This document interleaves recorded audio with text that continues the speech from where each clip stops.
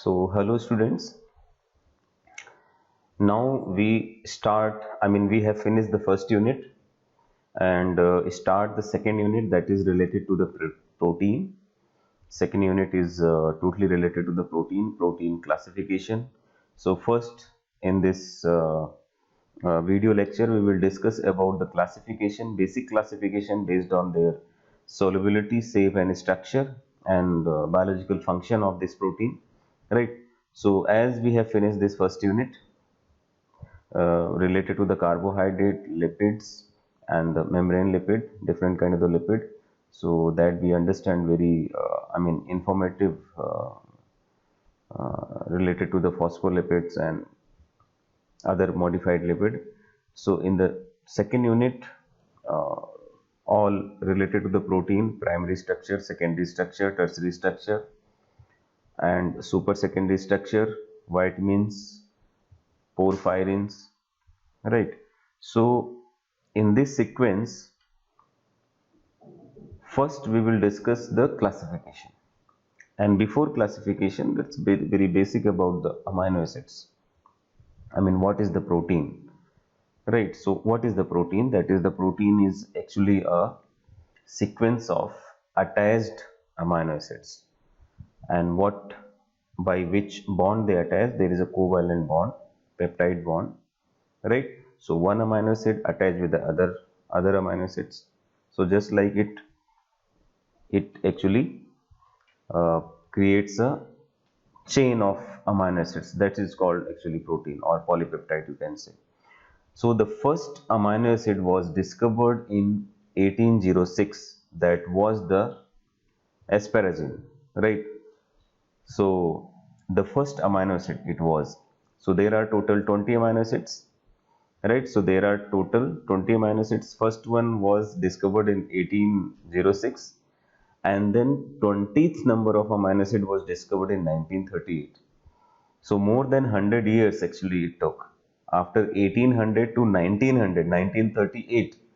So approximately around 144 years means total to discover the 20 amino acids, right?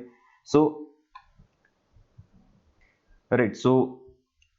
all the amino acids actually share a very common structure, right? So what is the common structure? There is a carbon that attaches to the this carboxylic group, and on the other hand it attaches with the amino group. So there is a this NH3 or NH2 group, and there is a carboxylic group, and one is satisfied by the hydrogen atom. And these, then what is the difference? So these amino acids actually difference on the basis of their R side chain. So they differ from each other on the basis of R chain, right? So there is a different R chain that is present in the amino acids, right? Otherwise they share a common structural feature, which is this, right? So we can classify this amino acid as I have already discussed you and given you a formula, that is Evil, IPF, Vim, GST, SynQ and Decker H, right? So one is the non-polar, Evil IPF is the non-polar, and GST SynQ is the polar. Evil IPF Vim is the non-polar, GST SynQ is the polar, and Decker is the charge amino acid. Two are positive and two are negative. And there is a histidine H, that also charged based on environment. So but you can see in the Leninger or some other books, they actually categorize as non-polar as aliphatic R groups like glycine, alanine, proline, valine, leucine, isoleucine and methionine, right? So this one is the Evil IPF group. But in these books they actually categorize the aromatic amino acids in a different category. But what is the nature of those aromatic amino acids, whether they are the non-polar or the polar? So you can categorize as per their polarity. So polar is the GST SynQ. So GST is the glycine. So in some books it is found in the polar group, polar group actually, but in some cases it is found in the non-polar group, this glycine, GST. Right, so here there is a aromatic amino acids who have this benzene ring, right, like phenylalanine, tyrosine and tryptophan. And then there is a positive charge amino acid and negative charge amino acid.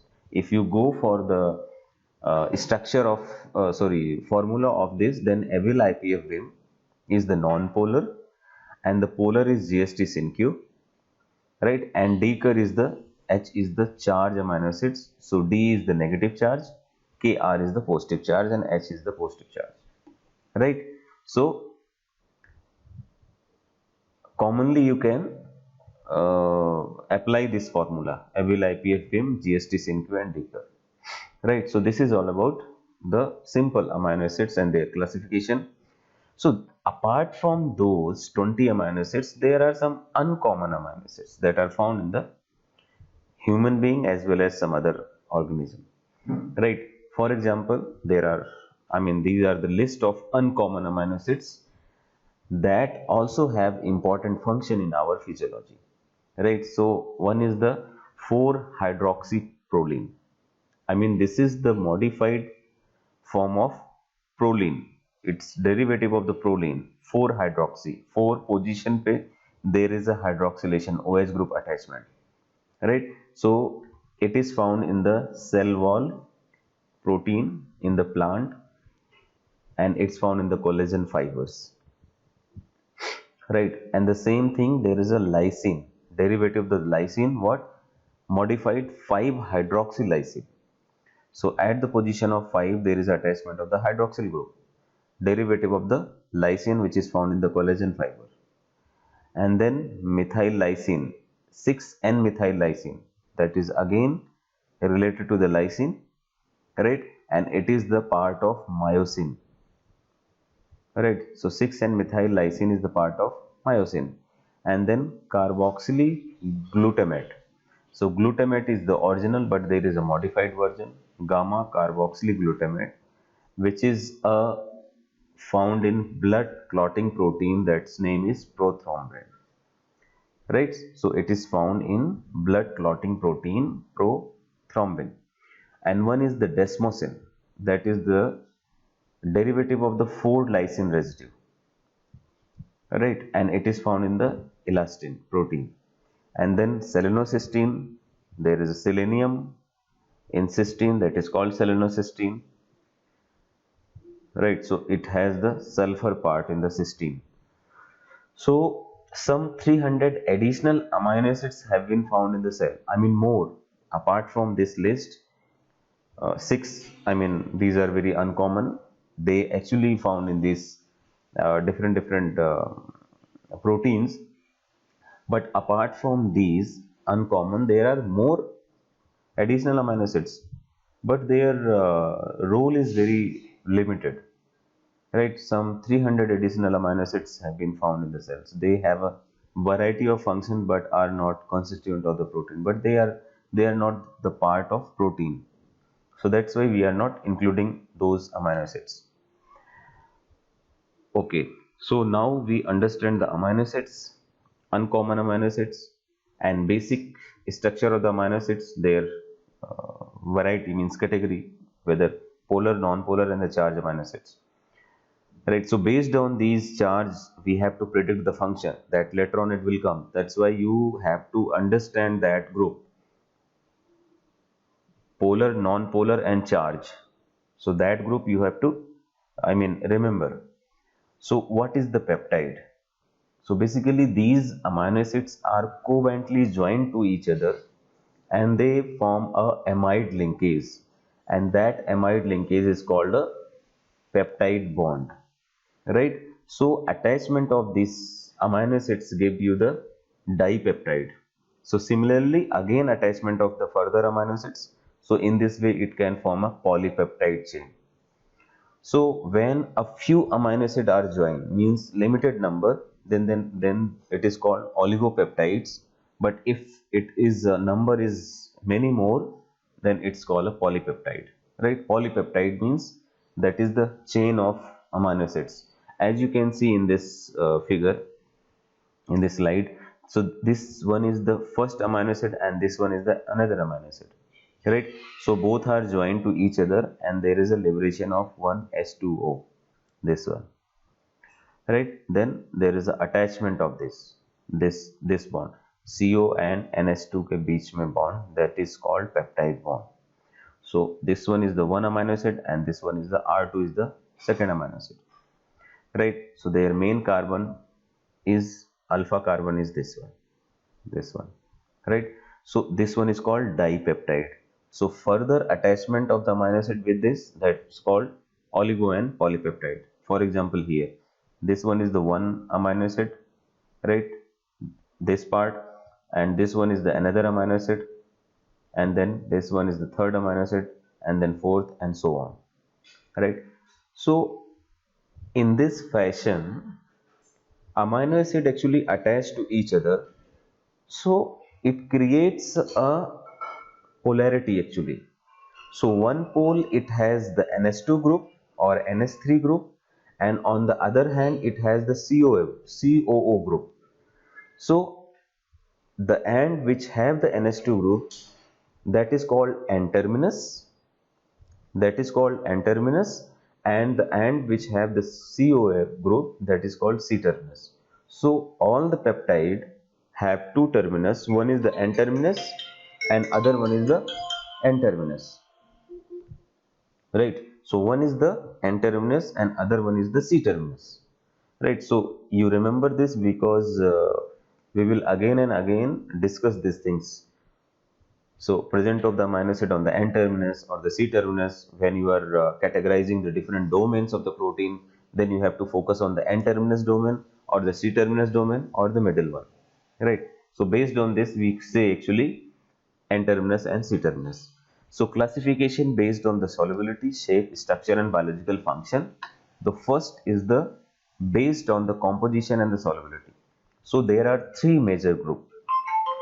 So there are three major group of the protein classification. One is the simple protein, simple, there is no attachment, and the second one is the conjugated, means conjugated with some other factors, some other part, and third one is the derived protein, right? So in the list of the simple, there are globular type except scleroprotein, with which are the fibrous in nature. They are mainly globular in structure. This group includes the protein containing only amino acids, I mean simple linear chain of the amino acid as a structural component. On composition with the acids, these liberates the constituent of the amino acid. Means when you hydrolyze this polypeptide chain, simply you will get the amino acids, right? Simple you will get the amino acids. So these are further classified by their based on their solubility, right? So based on their solubility as the protamines and the histones, albumins, globulins, scleroproteins, right? So the second category is the conjugated. Conjugated means they are conjugated or make the complex some other part. And what is the other part? These may be the metals, these may be some other things, right?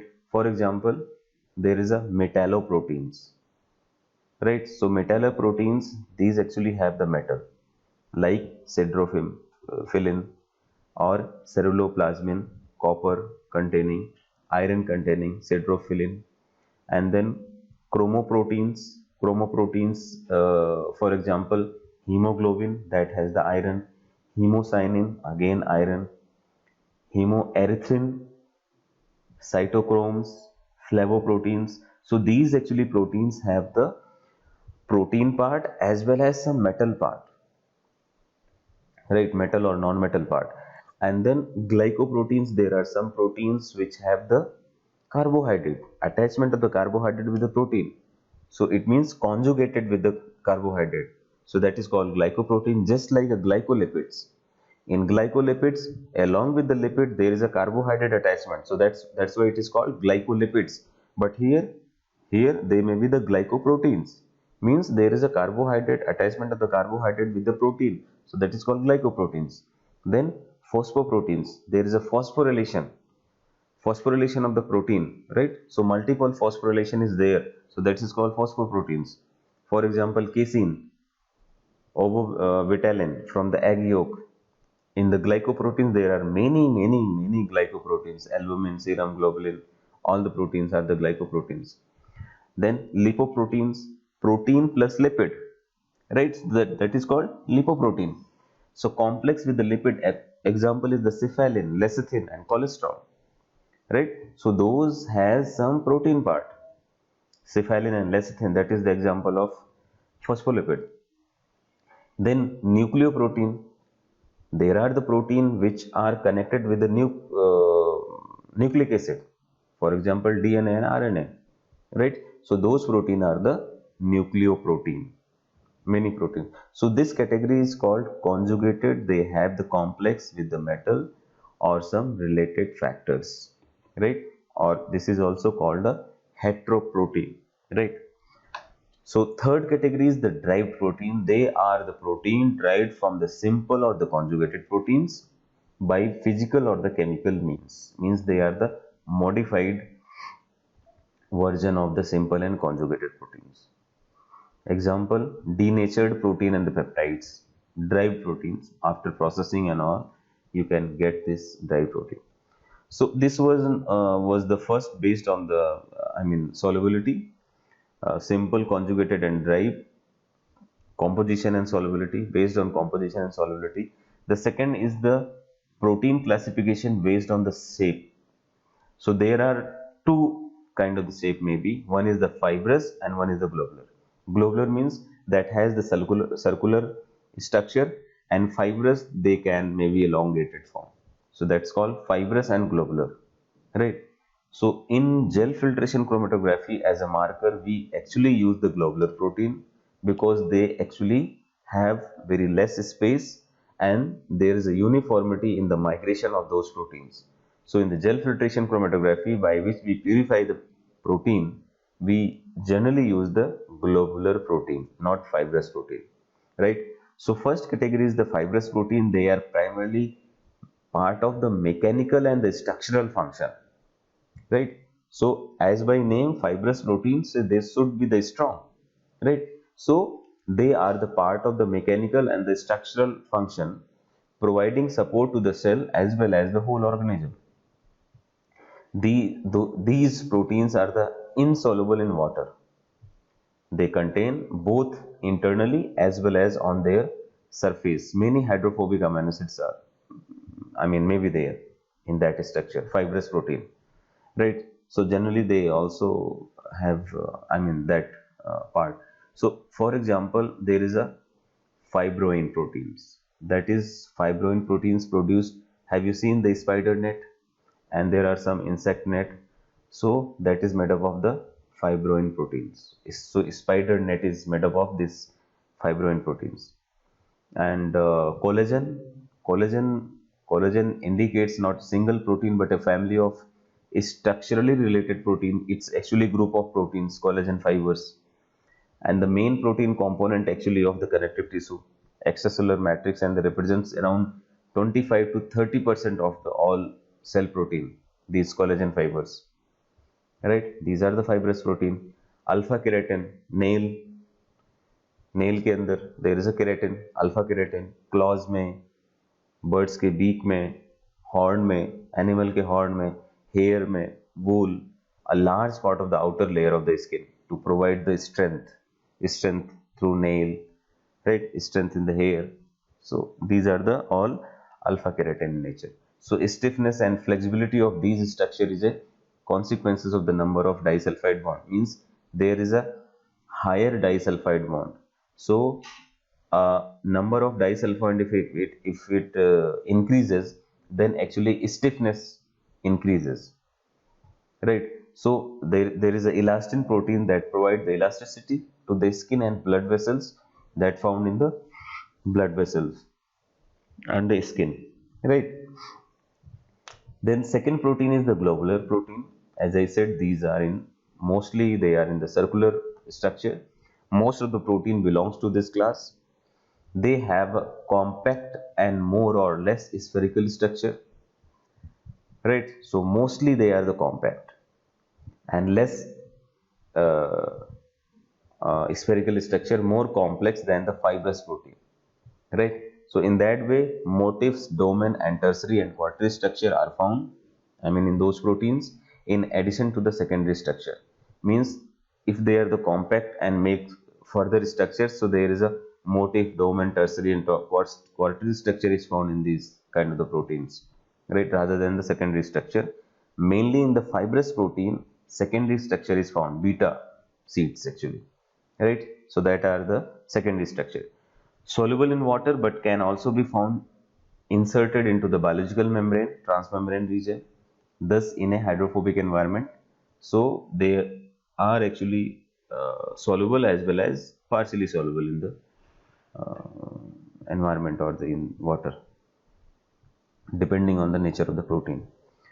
So unlike the fibrous protein that have the structural and mechanical function, the globular protein act as an enzyme because they are the globular structure. So it may be the enzyme, it may be the hormone. I mean, there are many functions in which they can participate, from cell to nucleus, from cell, I mean inside the nucleus, inside the cytoplasm or outside the cell. So they can behave as an enzyme, they can behave as a hormone, membrane transport proteins, they can behave as a receptor proteins, transporter of the triacylglycerol, lipoproteins, fatty acids, oxygen in the blood, immunoglobulin, all are globular proteins, antibodies, right? So storage protein. So I mean more than 90% protein, 70, 80, 90% protein are the globular protein. Example is the myoglobin, hemoglobin, किसी का भी नाम ले लो. So these are the globular protein, right? So now the classification is based on the structure. So based on the structure, there is a, I mean this is the very real classification of the protein based on the structure, that is a primary structure, secondary structure, tertiary structure and quaternary structure, right? So primary structure, a simple polypeptide chain, right? A simple polypeptide chain, and most important element of the primary structure is the sequence of amino acid residue, a single chain of the amino acid. In the secondary structure, that are particularly stable arrangement of the amino acids residue giving rise to a recurring structural patterns, means it forms a particular fixed pattern, secondary structure, right? Tertiary structure, that describes the all aspect of the three-dimensional folding. So tertiary basically three-dimensional folding of a polypeptide, single polypeptide. Mind this thing. Tertiary structure, a single polypeptide. If more than one polypeptide chain, different polypeptide chain of the tertiary structure interact to each other and makes the polypeptides a unit, then that is called quaternary structure.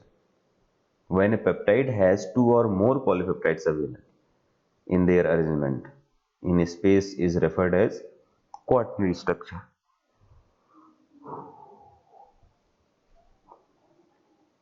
right? So protein classification based on the biological function. So there are, I mean you can classify the protein on the basis of their biological functions depending on the folding of the polypeptide chain, functional group in the amino acid side chain, functional group like thiol, alcohol, thioethers, carboxamides, carboxylic acid, different basic groups. From the functional point of view, they may be divided into the several groups, right? Like on the basis of the function, like enzyme, enzymatic proteins, structural proteins, transporter proteins, nutrient storage proteins, contractile proteins, defense proteins, regulatory proteins, toxic proteins. Means based on their function, you can categorize in many category enzymes, just like urease, amylase, catalase, cytochrome, right here. or structural protein, just structural part of our body, collagen, elastin, keratin, fibrin. These are the structural proteins. And transport, for the transport, myoglobin, hemoglobin, right, ceruloplasmin, lipoproteins. So these are the transporter. They transport some basic things of the body. For the nutrient, ovalbumin, casein, ferritin, they actually storage protein. Ferritin, iron; casein, calcium; ovalbumin, protein. Right. So contractile or the motile proteins is like actin, myosin, and tubulin. Defense में there is antibiotic, fibrinogen, thrombin, right. In regulatory protein में like G proteins, growth hormones, they actually regulate our body. Toxic proteins, snack venom, right. So there are many proteins which we have as a toxic. So this is based on the different uh, kind of aspect of the proteins classification based on the solubility and composition, shape, structure, and the biological function. Now we will discuss one by one primary structure, and then determination of the amino acid sequence of the protein, the peptide bond, that is the Ramachandran plot, right, then secondary structure, right. So there is a weak interaction involved, alpha helix and beta sheets, right, and then super secondary structure and then tertiary structure. So all these related to the protein. So first there is a determination of the amino acid sequence of the protein in the primary structure. So how we can determine this? This chapter is very important. Sequencing of the protein. Sequencing of the protein means sequencing of the amino acid. How you can determine the amino acid sequence, whether this is a particular amino acid. So there is a there is a protocol for determination of the amino acid sequence, right. And then we will discuss the peptide bond Ramachandran plot. So if you go with this sequencing, then first sequence is done by the Frederick Sanger in 1953. So the first protein, that was the insulin hormone, right. So insulin hormone actually work out the sequence of amino acid residue in the polypeptide chain of the insulin hormone. Several protocols are available to label and identify the terminal amino acids residue. So here you can see that, you have to remember this, there are two chain. This one is the one chain, chain A, and this one is the chain B, and both chain are connected with the disulfide bond. So here is the disulfide bond and here is the disulfide bond. So there are two disulfide bond between chain A and chain B, right. So, but you can also see there is a disulfide bond within a chain. Means in chain A also you can see there is a bond, disulfide bond, right. So all these things you can calculate while sequencing. How many double disulfide bond may be there, right. So we will first take the Sanger method, Frederick Sanger method of the sequencing in 1953, right. So here this one, Sanger method. Sanger actually developed the reagent that is called FDNB, right. So what is the FDNB? 1-fluoro-2,4-dinitrobenzene. 1-fluoro-2,4-dinitrobenzene, right. For this purpose, other reagents used to label the amino acid terminal residue are the Dencil and Debsil. So Dencil chloride and Debsil chloride. So Dencil and Debsil chloride are the used for the labeling of the amino acid. So that are more easily detectable than the dinitrophenyl derivatives. So this one is the FDNB, right. This one is the FDNB, 1-fluoro-2,4-dinitrobenzene, 1-fluoro-2,3,4. So this one is the one, and then 2, 3, 4. So 1, 2, 3, 4. So 2 and 4. At position 1 there is a chloride, oh fluoride, right, fluoro. And at the position of 2 and 3 there is a nitro group, right. So other reagents are the densyl chloride and devsyl chloride. So densyl chloride is this, structure is this, and devsyl chloride structure is this. So how, I mean, what is the protocol, how he has used these protocol for the sequencing? So after the amino acid residue is labeled with one of these reagents, the polypeptide is hydrolyzed to its constituent amino acids, and then labeled amino acid is identified, right. So first you label these groups actually, and then hydrolyze and then detect. So what is the limitation of this? The hydrolysis stage destroy the polypeptide multiple fragments. This procedure cannot be used to sequence a polypeptide beyond its amino acid terminal. Right. So it can help to determine the number of chemically distinct polypeptide in a protein. Each has a different amino terminal. For example, 2 residue phenylalanine and glycine would be labeled in the insulin, right. So 2 residue phenylalanine and glycine would be labeled in the insulin, phenylalanine and glycine, right. So they are labeled actually in this group for the sequencing of insulin. So what is the what is the reaction actually, how it proceeds? So this one is the polypeptide chain, right, and this one is the reagent. So when you enter this reagents and polypeptide chain, that reagent is called 2,4-dinitrophenyl derivatives, 2,4-dinitrophenyl derivatives, right. And then there is attachment of this precursor actually FDNB on the head of this amino acid with the NH2 group, right.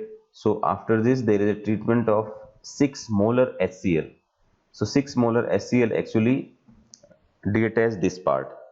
So along with this FDNB is here and amino acid is here. So plus you will get the free amino acids from here, right. And then you can identify those amino terminus residue of the polypeptide chain, right. So 2,4-dinitrophenyl derivatives of the amino terminal residue. So now you can either you can use free amino acid detection,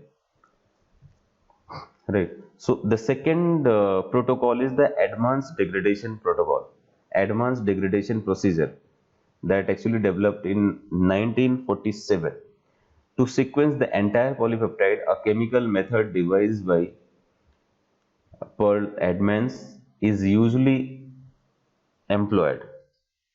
This procedure labels and removes only the amino terminal residue from a peptide, leaving all other peptide bond intact,